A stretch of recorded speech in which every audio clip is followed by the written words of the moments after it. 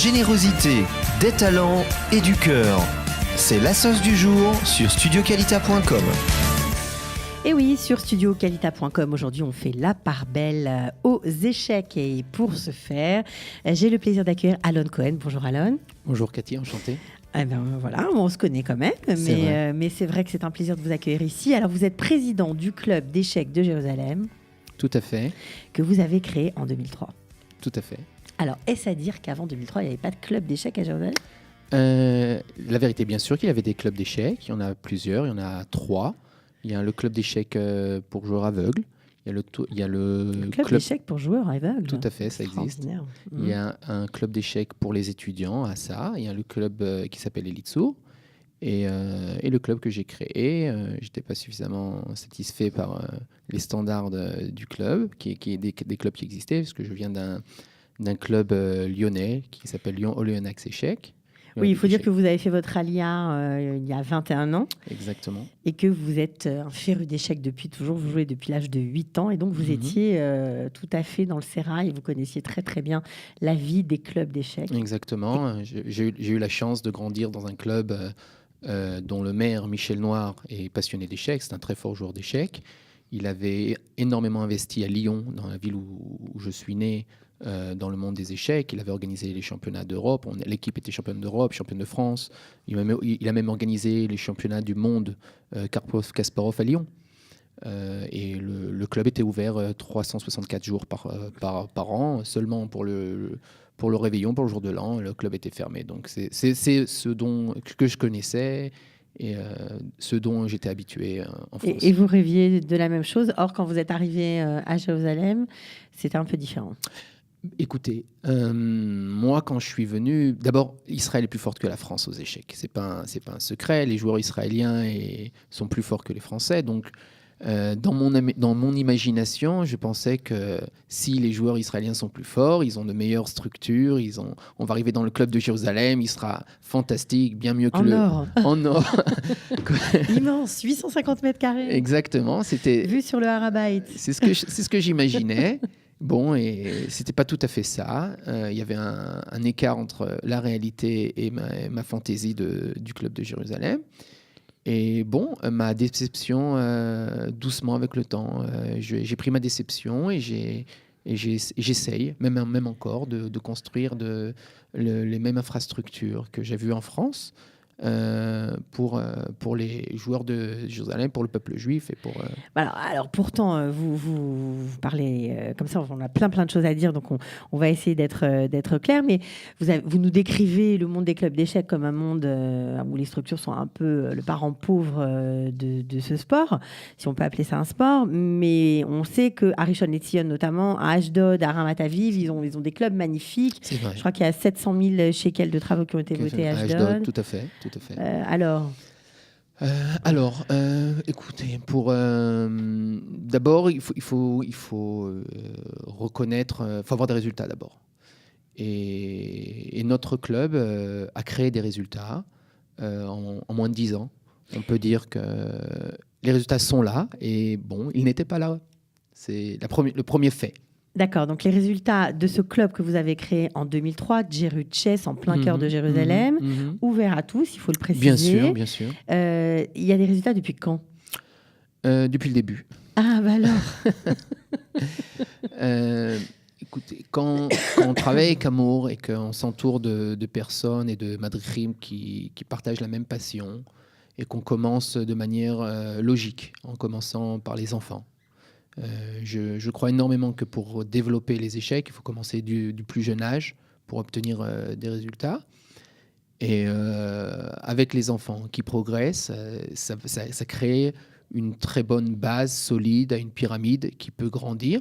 Bien sûr, on a des adultes, on a énormément de gens du troisième âge qui jouent, beaucoup de Russes, beaucoup de gens religieux, beaucoup de gens laïcs, et c'est très, très, très, très diversifié. Et on a obtenu très vite les résultats. Alors justement, je peux donner des exemples. J'aimerais donner des exemples. On va y arriver, mais on parlait des infrastructures et de l'argent qui est mis dans des clubs du centre, par exemple. Alors c'est mis par qui ? Par la mairie ? C'est les mairies qui financent ? Exactement. La mairie, écoutez, par exemple, d'abord, les échecs sont reconnus par la loi israélienne comme c'est affilié au sport. Il y a ce qui s'appelle Mitkan Sport. Mitkan Sport, c'est par exemple le foot à son terrain, ceux qui marchent à pied. Chacun a son outil dont il a besoin. Les échecs sont très réductibles. Leurs besoins sont très limités. On a besoin de silence. On a besoin d'une grande salle avec des chaises et des tables. C'est tout. Et des jeux d'échecs. Et des jeux d'échecs. Les jeux d'échecs, c'est d'un point de vue financier par rapport les pendules, c'est rien du tout par rapport aux autres infrastructures. Et cet espace est allogé par les municipalités. Je vais donner des exemples de ces dernières années. Par exemple, j'ai fait, il y a de ça 1 semaine et demie, un stage pour enseigner des madrichim, comment devenir madrichim d'échecs à Kiryat Ono.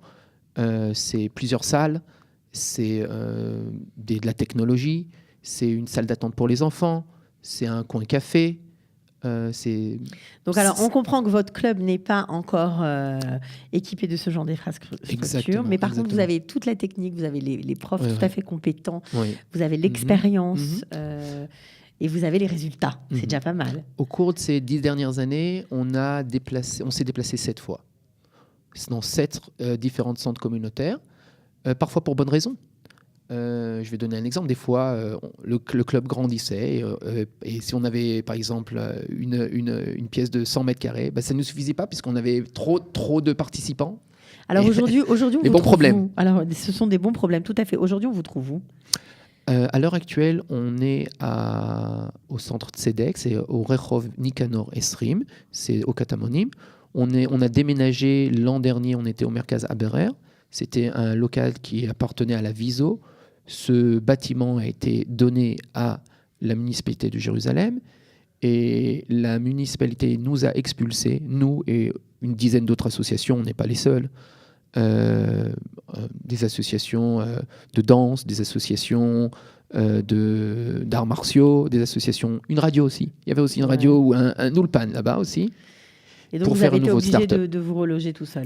Voilà, exactement. On s'est relogé au plus près pour nos principaux critères pour nos clients, pour notre clientèle, c'est d'abord que ce soit facile d'accès par rapport au métro, au tramway, 20 Rehov Nikanor, c'est assez, en tout cas pour les gens du quartier, c'est connu. Bien sûr. C'est facile d'accès, juste à côté du Tzomet Pat, pour ceux qui connaissent Jérusalem. Alors, c'est 3 fois par semaine les activités ? Exactement, on a des activités le lundi, le mardi et le jeudi. Et on a d'autres activités qu'on rajoute des fois le vendredi. Je peux donner des exemples, ce qu'on fait ce mois-ci ou ce qu'on a fait le mois dernier, par exemple. D'abord, le jour le plus actif, c'est le lundi. En ce moment, on a du 8e de finale d'Israël qui a lieu. On a un tournoi essentiellement pour les enfants. Les plus jeunes ont 6 ans. Les plus âgés doivent avoir 12 ans. On a aussi un tournoi pour des joueurs qui ont un Elo entre jusqu'à 1800 Elo. 1800 Elo, c'est le niveau des échecs. Et on a un tournoi pour les plus de 2000. On a donc 4 tournois qui ont lieu pendant, par exemple, 9 semaines de suite, tous les lundis. Et chacun trouve son choix en fonction de son niveau. Alors, il faut dire qu'aussi, au-delà de ces activités, vous organisez des tournois d'importance. Je crois que le prochain très grand tournoi, je crois même que c'est le plus grand tournoi d'Israël, se déroulera entre le 1er et le 6 juillet. Vous pouvez nous en dire quelques mots ? Ok, en avant-première un petit peu. En effet, on a une coopération avec une des personnes qui était membre du club. Il s'appelle Guidon Yefet. Il jouait pour les avocats.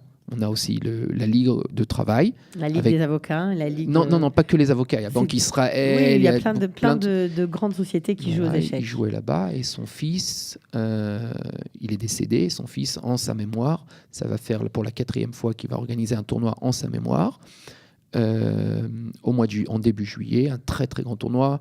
On a invité la championne du monde la dernière fois. On a invité le champion de Russie, Peter Sviller, qui est 7 fois champion de Russie. On a invité le champion du monde. beaucoup de champions du monde des moins de 20 ans, Antipov, ou bien un joueur juif français qui est 4 fois champion du monde, Anatoly Weiser, qui vient très souvent en Israël, champion du monde des vétérans, qui est venu pour ce tournoi. On a invité bien sûr tous les champions d'Israël jeunes. Et ce qui a été très joli dans ce tournoi, c'est qu'on a 4 tournois en simultané, en parallèle. Et entre autres, on a un tournoi seulement pour les amateurs.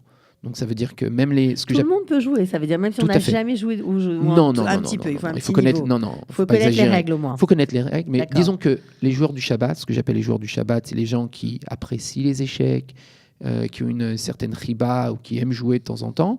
Alors ils peuvent trouver des partenaires de leur niveau. Ils se libèrent, disons, 5 fois de suite, disons de 5 à 8 heures le soir, et puis ils peuvent venir. Ils participent au tournoi. Voilà, et ils prennent plaisir à rencontrer alors, vous avez parlé de l'apprentissage de l'échec dès le plus jeune âge. Oui. On a souvent beaucoup de fantasmagories autour des échecs. On dit que ça rend intelligent, que ça développe l'esprit, etc. C'est vrai ? Écoutez, d'abord, pour commencer au plus jeune âge, je pense que c'est évident. C'est comme la musique, c'est comme la danse, c'est une langue. Et pour tout apprentissage d'une langue, plus on apprend la langue jeune, plus on peut la maîtriser, arriver à haut niveau. Chaque discipline a ses vertus, et les échecs apprennent à penser. Et apprendre à penser. Alors, ça veut dire quoi, les échecs apprennent à penser ? On a toujours un coup d'avance ? Il faut avoir un seul coup, comme disait Bobby Fischer, le champion du monde, un seul coup d'avance de plus de l'adversaire, ça suffit. Il faut le bon coup. Pas nécessairement un coup. Je peux démontrer, je peux même vous enseigner qu'il y a certains jeux très ludiques, par exemple le manche-tout, ça s'appelle, ou des coups où quand on apprend le déplacement des pièces, le coup de la tour ou le fou, ou très très vite, je peux vous montrer que vous savez calculer 5 coups d'avance, pas un coup d'avance. Et bon, et c'est agréable de savoir qu'on a des capacités d'imagination, de création. C'est quoi ? C'est la maîtrise de soi ? On a l'impression qu'on maîtrise les choses plus lorsqu'on est bon aux échecs ? Je présume que oui. D'abord, à mon avis, ça enseigne l'humilité. Parce que quand on parle de pensée, à la différence du sport physique, on a nos propres limites. Dans le sport physique, on mesure un certain nombre de centimètres. Nos muscles, il y a un certain record, on peut l'améliorer d'une certaine façon, mais quand on parle du cerveau, il n'y a pas de limite. Alors, quand on sait quelque chose ou quelques variantes, on voit qu'on peut connaître 100 fois ou 1000 fois plus, et quand on calcule à une certaine vitesse, on peut calculer à une vitesse bien plus élevée, et quand on rencontre des joueurs où on se sent fort, et on rencontre des joueurs qui sont 100 fois plus forts, on voit que les différences de niveau, il y a toujours à apprendre. Donc, à mon avis, c'est plus l'humilité que ça enseigne. Alors l'humilité, justement, lorsqu'on est au Lechanash et quand on arrive dans une société qu'on ne connaît pas, qui est pleine de défis, on va dire, pleine de différences, de mélanges, est-ce que c'est un bon moyen de rentrer de plein pied dans la société israélienne ? Parce qu'il faut préciser, vous parlez très bien français, vous êtes francophone, mais votre club est totalement israélien. Il y a de tout dans votre club d'échecs. C'est vrai. Toutes les nationalités y sont. Oui, c'est très, très cosmopolite.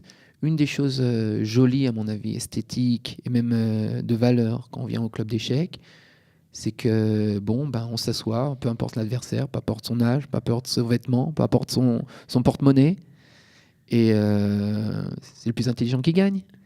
C'est pas celui qui a les meilleurs Nike, et c'est celui qui est le plus grand. Ça recadre les choses. Et puis ce qui est fantastique aussi, c'est l'écart des âges.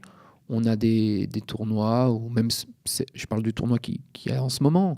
On a les plus jeunes. Club, oui, bien sûr. Qui se bien passe sûr. Je rappelle l'adresse quand même, parce que je suis sûre qu'il y a des mamans et des familles qui seront très intéressées. 20 Rehov Nicanor, voilà, le club d'échecs. Donc là-bas, qu'est-ce qui se passe en ce moment ? Par exemple, on a des enfants de 6 ans, on a aussi des personnes qui ont plus de 85 ans. Et ils jouent ensemble ? Ils peuvent jouer ensemble, et puis quand on a appris à 4 ans et qu'on est très doué, et qu'on joue ça à plusieurs heures Par semaine, il y en a qui sont complètement mordus, c'est une catastrophe. Moi, quand je parle aux mamans, je dis, écoutez, je ne prends aucune assurance.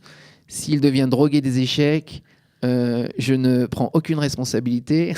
C'est ou ça ou la PS4, donc il y en a qui vont forcément préférer les échecs. Ouais, c'est vrai. Bon, et c'est joli que je ne connais pas d'activité mentale ou d'activité humaine dans laquelle une personne de 6-7 ans peut battre quelqu'un qui est adulte. Et aux échecs, c'est une des choses qui est jolie, que la créativité des enfants et leur pile-pelle qu'ils ont. Oui, et puis au-delà de ça, lorsqu'on est, je reviens sur les nouveaux immigrants, mais c'est vrai que lorsqu'ils débarquent, ils ne parlent pas forcément l'hébreu et puis qu'ils peuvent se mettre à jouer contre un petit Israélien ou contre un Russe ou contre. Ils sont obligés de communiquer. Voilà, donc ça fait aussi des ponts. Voilà, ça aide à s'intégrer différemment. Alors, quel est votre plus joli souvenir, parce que vous en avez, ou votre rencontre la plus improbable que vous avez eue grâce au club d'échecs à Jérusalem? Parce qu'on sait qu'il y a quand même beaucoup de touristes, puisque Jérusalem est une plaque tournante. Oui. Vous avez pu faire des rencontres un peu spéciales. Écoutez, tous les mordus d'échecs, quand ils ont une petite passion, après ils vont pendant 1 semaine, 2 semaines à l'étranger. Alors, Tati, on demande la permission à notre femme. Est-ce que je peux aller... on va chercher le club local pour une petite escapade de 1 heure ou 2 pour faire quelques blitz. Blitz, c'est des parties éclairs, parties très rapides. Bon, et je reçois assez souvent des mails assez exotiques. Par exemple, une femme a écrit, une femme du Brésil m'a écrit « Mon mari est fou d'échecs. Je vais lui faire une surprise. On va venir à Jérusalem. Je voulais savoir où est-ce que vous êtes. Et pour faire quand est-ce que vous avez un tournoi de blitz ?» Alors, je lui ai dit, on avait un tournoi de blitz à jeudi à 6h. Elle est venue. J'étais même pas. Il y a un arbitre, et on a une large équipe qui les a accueillis. Elle est venue avec le type à jouer. Elle a offert au club une superbe bouteille de vin non cachère, du Brésil. Ça, c'est un exemple. Un autre exemple, on a un prêtre de Pologne qui m'a contacté, qui est très amoureux d'Israël. Il me dit j'aimerais t'annoncer quand est-ce que je viens en Israël. Et puis, on l'a fait coïncider ces dates avec les dates de ligue. Et il joue pour notre équipe. Donc, ça fait que quand il vient 1 fois ou 2 fois en Israël, on a un prêtre catholique de Pologne qui joue pour le club de Jérusalem. C'est tout à fait... incroyable. Plein d'histoires farfelues de ce genre. Bon, alors, on a compris que vous êtes un passionné d'échecs. Vous jouez combien d'heures par jour ? J'enseigne beaucoup. Si j'étais plus fort et si j'avais commencé plus tôt ou avec plus de soutien de mes parents, d'abord je ferais uniquement des échecs en jouant tout le temps en tant que joueur. Je me réalise à travers mes étudiants, à travers mes élèves. Certains de mes élèves sont arrivés déjà au plus haut niveau.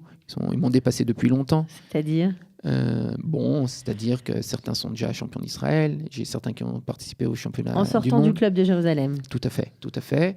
Je peux mentionner plusieurs. On va leur faire un petit coucou. Ouais, c'est ma meilleure carte d'identité, quoi. Mais bien sûr. J'aimerais mentionner par exemple Ori Kobo, qui a grandi au club. Il est maintenant grand maître. Il a 19 ans. Il a fait toutes ses classes ici. Il a progressé doucement. Là, je sais que David, le technicien, va présenter un film sur YouTube où on le voit à Beth Akirem, il y a de ça 9 ans. Il était tout petit. Ouais, il était tout petit. Il est devant Kita, Kita Vav, et il présentait. Il a fini premier. Doucement, il a progressé.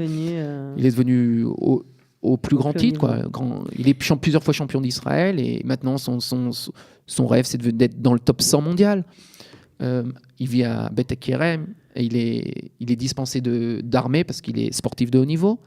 Je peux présenter aussi Elisha Loukin, qui est 3 fois champion d'Israël, qui habite à côté de Beth Sefer Ephrata. Puis il y a votre fils aussi, je crois. C'est vrai, en toute modestie, mon fils, je suis ravi que mon amour, ma passion soit passé dans les veines. Maintenant, ça lui appartient. Maintenant, par exemple, là, hier, il participe à un tournoi de maîtres internationaux à Jérusalem. On a un grand maître, il a perdu contre un grand maître, Simeon Voiris. On a plusieurs champions d'Israël. On a le maître international Michel de Davora. C'est incroyable. Alors, et ce qui est encore plus incroyable, c'est que votre passion, vous la mettez vraiment au service d'Israël, parce que je crois que vous avez, de façon tout à fait bénévole, fait des pieds et des mains pour organiser le championnat d'Europe des adultes en Israël, parce que c'était pas gagné. C'est vrai. J'ai représenté plusieurs fois Israël dans des demandes, des appels d'offres face à la Fédération internationale des échecs ou à la Fédération européenne des échecs pour recevoir le droit d'accueillir des tournois internationaux en Israël. J'avais fait ça pour demander le championnat d'Europe jeune. Il y a eu un championnat à Eilat qui a été accepté et le championnat d'Europe pour adultes il y a ça 2 ans à Jérusalem. Tout à fait. J'avais voyagé en Pologne pour présenter la candidature d'Israël. La candidature, et ça a marché. Ça a marché, ouais. Après beaucoup d'efforts. Après, j'ai dû répondre. Au début, les gens me disaient n'essaye même pas de poser la candidature. Bon, je crois que j'ai reçu après 5 noms. Après un 5 noms, un oui, premier oui. 5 noms et 5 années de suite, j'imagine, ou peut-être même pas plus. Ouais, même et plus. Ensuite, finalement, à force d'entêtement, vous avez réussi à ramener cette compétition européenne de haut niveau en Israël. C'est tout à votre honneur. Alors, qu'est-ce qui serait bien pour vous Qu'est-ce que vous aimeriez, ou quel coup de pouce? Peut-être que des gens sont à l'écoute, même les pouvoirs publics, même la mairie, pourquoi pas. Qu'est-ce qui pourrait faire qu'on donne un coup de pouce à notre beau club d'échecs de Jérusalem? On a besoin de locaux tout le temps. Comme le club de Lyon, je reviens à mon enfance. C'est votre référence, bien sûr. Le club, le matin, il y a beaucoup de retraités qui cherchent... Vous avez besoin de place pour jouer, en fait. Bien sûr, de retraités qui jouent. Moi, par exemple, je me rappelle, en 89, j'étais en Israël. Je devais avoir 15-16 ans. J'allais à Netanya et j'allais jouer dans un centre où il y a des personnes âgées. Je jouais tous les jours, j'allais jouer là-bas. Et c'était leur passion. Il y en a qui jouaient aux cartes, il y en a qui jouaient au tarot. Donc en fait, on ne joue pas faute de place, quoi, en fait, c'est ça? On peut ne pas jouer faute de place, c'est dommage. Ouais. Bon, ce qu'on fait, c'est qu'on se dispatche. On a énormément de chougim dans tout Jérusalem, dans toute la Jérusalem. Mais on dans les écoles aussi. Dans les écoles, le matin, ça parfois, dans les tsoaronim, l'après-midi. On a énormément d'activités possibles. On peut mettre ses enfants et les aider à découvrir ce sport, même si les parents ne jouent pas aux échecs, ne sont pas joueurs. Écoutez, mon père a appris les échecs par lui-même. Il avait un de ses copains à lui, Maurice Lévy. Il voulait apprendre les échecs. Il se les a appris à lui-même. Il a appris à son fils. Et puis moi, voilà. C'est comme ça que vous avez appris. Tout à fait. Donc je suis beaucoup de gratitude pour ça. Il m'a enseigné les échecs. Je peux donner un exemple. Moi-même, un de nos sponsors qui s'appelle Chevrat Elad Marachot, un des joueurs, ses enfants, il est décédé maintenant, Shlomo. C'est pas grave si vous vous rappelez pas. Je suis désolé. C'est pas grave. Ils font une donation annuelle pour enseigner à des enfants à très haut risque. C'est des enfants qui ont été, s'appellent Bet Hatzayar. Ils sont tous dans des structures spéciales. Ils ne font pas le baccalauréat, etc. Pourquoi? Parce qu'ils sont agités? Parce qu'ils ont des problèmes agités, leurs familles sont démunies, ou bien des parents qui ont une vie un peu dissolue. Très dissolu, c'est très dissolu. C'est un petit et bon, ils enseignent des échecs. Ils ont énormément de préjugés sur les échecs. Et finalement, ça les sauve. Les sauve, non, faut pas exagérer. On a une équipe, c'est une équipe qui travaille en tout cas, ça leur ouvre une autre perspective sur le monde. Je vais donner juste 2 petits exemples. Ouais. Par exemple, il y a une loi, on dit Nagata Nasata, pièce touchée, pièce jouée. Apprendre à un enfant que peu importe ton âge, que quand tu joues, quand tu prends une décision, tu peux pas la regretter. Tu dois, même si c'est un mauvais coup, il faut ou bien le corriger si c'est un mauvais coup, ou bien là il faut l'assumer et vivre avec. Et bon, tu peux pas vivre dans le passé en disant ok, j'ai fait une connerie, oh là là, ça bon.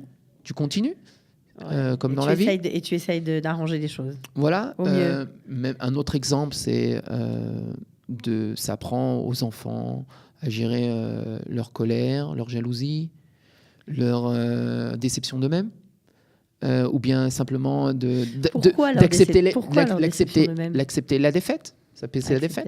La défaite. La défaite, on prend plein de claques tout le temps.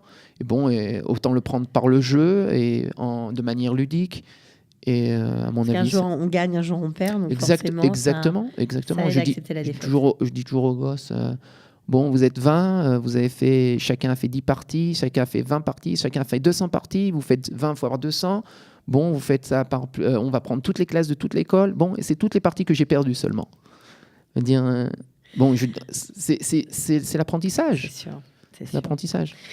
Alors, on n'a pas tellement parlé de vous, mais c'est incroyable que vous ayez décidé de consacrer votre vie à ça, puisqu'à la base, vous avez étudié, vous avez fait des études et hautes études, puisque vous aviez un master en médiation, on va dire, tout ce qui était conflits internationaux. Mais malgré tout ça, vous avez travaillé dans ce milieu, vous avez aimé faire ça, mais vous êtes revenu à votre première passion.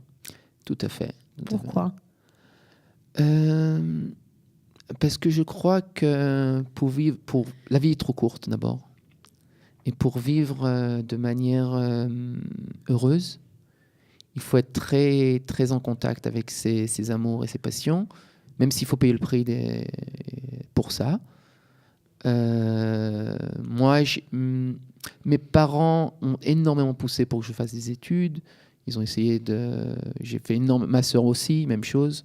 Donc j'avais fait 2 licences, j'avais fait du droit, j'avais fait un master, etc. Mais bon, c'était toujours là dans ma tête, dans le coin. Et puis bon, vivre sa passion, à mon avis, c'est le rêve de chaque personne. Et bon, j'avais fait pendant 2 ans, j'avais appris la psychothérapie. Et pendant cette psychothérapie, pour être facilitateur de groupe, parce que c'était mon métier. Et là, j'ai décidé que je revenais doucement aux échecs. À moi-même. À vous-même. Ok. Donc vous-même, c'est les échecs. En tout cas, moi, je peux témoigner parce que j'ai assisté à quelques cours que vous donnez, notamment à des très jeunes enfants, et j'ai été impressionnée des méthodes, parce quand on voit les échecs, on se dit mais c'est très compliqué, etc. Et il y a des méthodes, et les jeunes enfants de 4 ans apprennent les échecs, mais comme ça, c'est impressionnant, quoi. Il y a vraiment vous avez vraiment des méthodes particulières qui sont très, on va dire, très simples et très efficaces. En tout cas, il y a toujours une ambiance extra dans vos tournois, que ce soit au Chouk quand vous avez participé au festival Balabesta, c'est vrai. que ce soit on en a fait à Mamila, on en a fait au musée de l'Islam, on a fait au musée de la science, on en a fait. Là, on va faire la semaine prochaine. La semaine prochaine, vous êtes invités. On organise 2 tournois de suite. On fait au musée de la nature, en pleine nature, qui est à Mekrefaïm. Est-ce qu'il faut s'inscrire à chaque fois ou pas ? Il faut s'inscrire. Écoutez, maintenant avec l'IDAN WhatsApp, on m'envoie un SMS et c'est fini. Et on est inscrit, quoi. D'accord. Alors, vous avez une page Facebook pour s'inscrire ou pas ? On a une page Facebook qui s'appelle Jeru Chess Club. Alon Cohen-Rivo, ou bien vous trouvez. On a un site internet, jeruchess.com. Voilà. Jeru comme Jérusalem, chess comme le mot échec en anglais, .com. En hébreu, c'est Yeru Sharmat, ou Temegaglim, Yeru Sharmat en hébreu, et vous tombez sur nous très facilement. Bon, en tout cas, on pourrait parler encore longtemps avec vous, mais on a compris que vous êtes, si on est intéressé par les échecs, une source, une mine de renseignements inratable, vraiment, et intarissable. Voilà. Merci beaucoup, Alon. Beatzlacha pour les nombreux tournois. J'aimerais dire que dans 2 semaines, nous avons un Héros à Trama pour une association pour autistes. Ok, alors Héros à Trama en hébreu, c'est un gala où toutes les places achetées sont reversées à l'association. Voilà. Pour le 1er décembre, au musée de la nature aussi, parce qu'on n'a pas de club, et que c'est juste un peu avant Shabbat. Okay. Et on finit à 3h30. C'est quoi comme association ? Ça s'appelle comment, les enfants autistes ? Alout. Alout. Aleph Lamed Vav Tet. Voilà, ok, vous faites aussi plein de choses, vous travaillez aussi Énorme. avec les handicapés de Tsahal. Oui, et il y a aussi un autre projet donc on fait. J'aimerais en parler un petit peu, je suis désolé. C'est pas grave.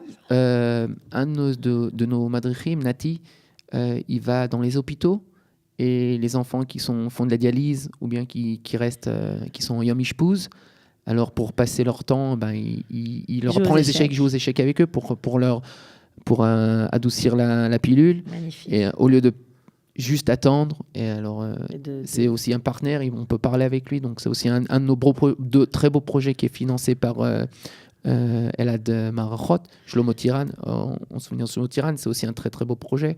Bien Donc, sûr. je voulais mentionner. Mais vous avez bien fait.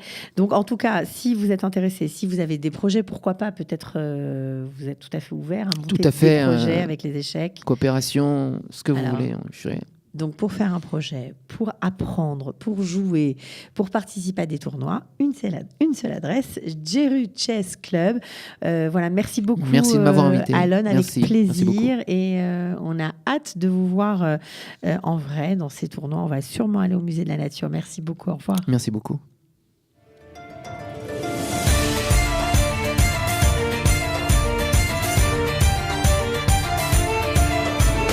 De la générosité, des talents et du cœur. C'est la sauce du jour sur studioqualita.com. Changer.